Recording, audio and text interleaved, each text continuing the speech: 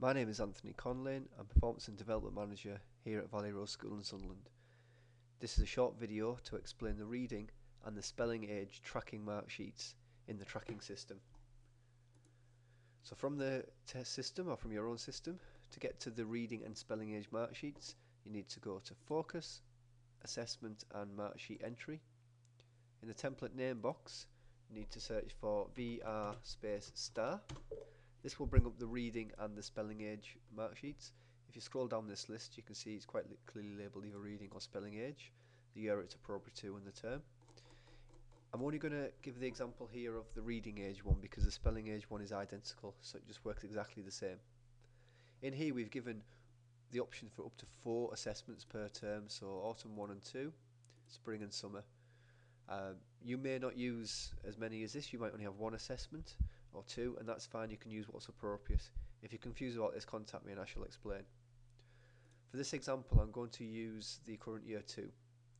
I have put some information for them in from a previous time from the end of year 1, so I'm quickly going to show you that before I show you how to enter the new information. So I'm going to open up the year 1 summer mark sheet. As I do that, this group of children here are actually year 1 children because this is a year 1 mark sheet. I'm just going to adjust the group membership date. So actually we can have a look at the current year 2 but when they're in year 1, and I'm going to click narrow.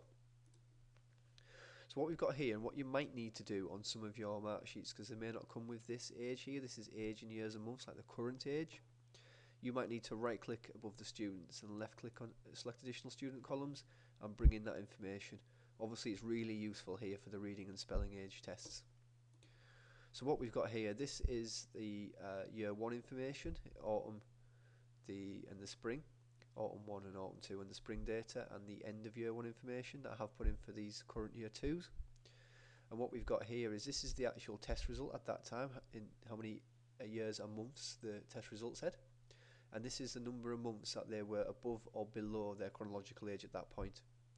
So Chris, back in the spring of year 1, tested at 7 years and 2 months, which was 7 months above his chronological age. At the end of year 1, the summer tested again and got 7 years and 4 months, and he's 6 months ahead. So obviously in this time period here, we've had 3 months, but only one kind of 2 months progression, so he's slipped 1, but obviously he's still ahead. Okay, I'm going to quickly flick now so you can see from the current assessments, show you what that looks like. So here now, what you've got here is you've got that previous information from the year before. So this is the end of year 1, so that is still there for reference. This is the current age that Chris is now, he's 7 years and 4 months. So if we were to put an assessment in now with 7 years and 4 months, as if he hadn't improved at all from that assessment, press calculate, it'll show that he is exactly at his chronological age. So his no months is exact, which would have mean he'd slipped back 6 months because previously, obviously he was there, and you know we're at the end of the autumn term now, and that was done back in July. So obviously, you know, he has somewhat slipped since that point. As you're putting these in here, it will calculate. So if I make the next one 7 years and 5 months, that's going to show 1 month up.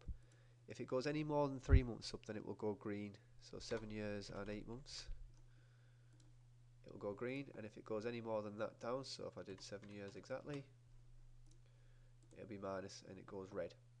If it happens to get to the point where you get more than 12 months, or more than 11 months, then we slip into the 1 year and so many months category. So if I made this kind of ridiculous, you'd see that happens there.